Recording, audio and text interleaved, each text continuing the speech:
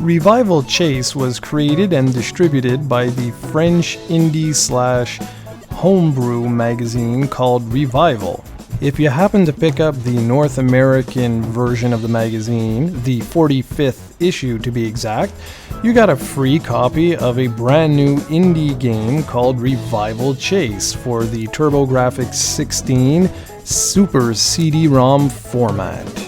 The magazine, and therefore the game, hit in early 2013, with Revival Chase being pretty much a reimagining or a sort of sequel to the arcade classic Lock and Chase. According to the box art, you are not only Lupin's grandson, but you're also a retro gamer and a collector. You desperately need to get all the issues of Revival magazine, so you've decided to rob banks like your ancestor to get money to buy them all. Police are in hot pursuit. Make tracks down the vault corridors, swipe gold coins and other treasures as you go. Keep one step ahead of the law, lock doors, and throw cops off your trail. Sounds pretty cool, no?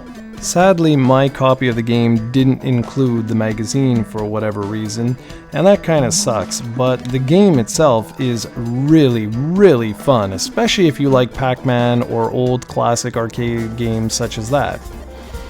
Revival Chase supports up to 5 players, if you've got the Turbo Tap, that is.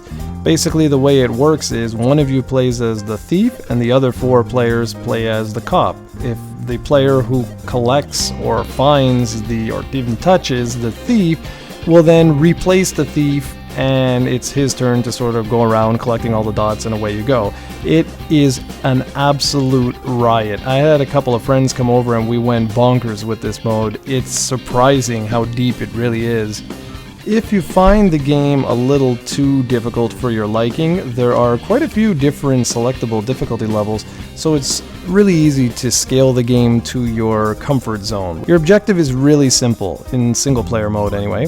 You want to collect all those dots and then eventually make your way to the exit.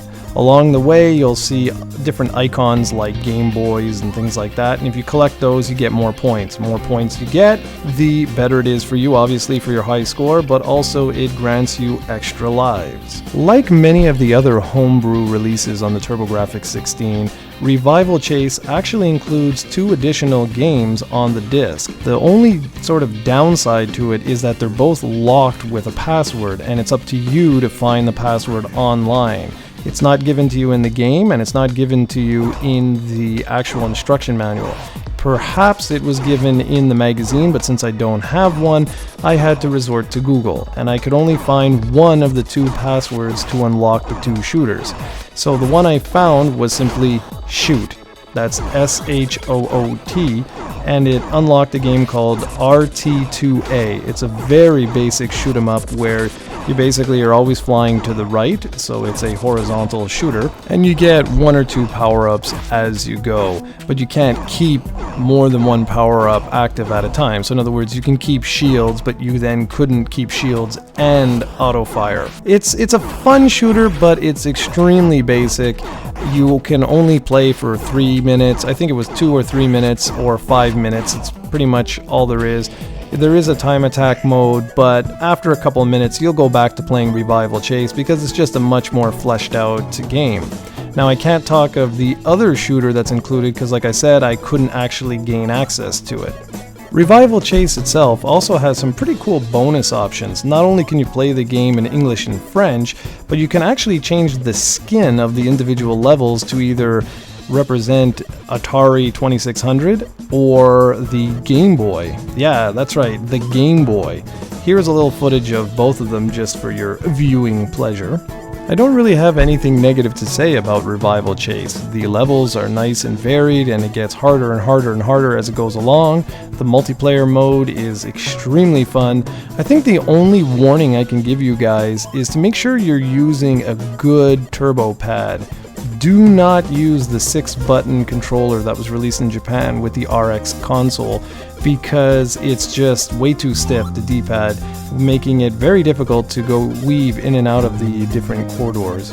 Revival Chase is a great throwback to a much simpler time.